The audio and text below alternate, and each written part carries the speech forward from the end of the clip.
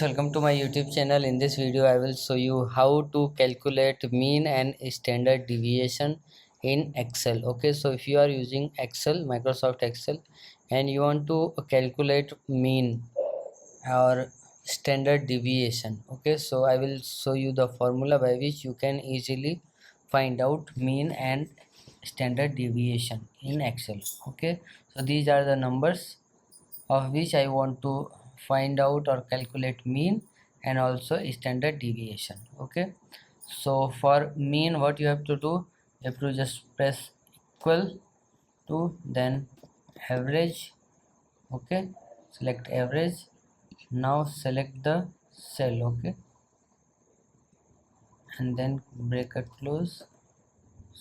So this is the average mean of these numbers. Okay, now we are going to calculate standard deviation. Okay, so what you have to do, equals to, now stdev.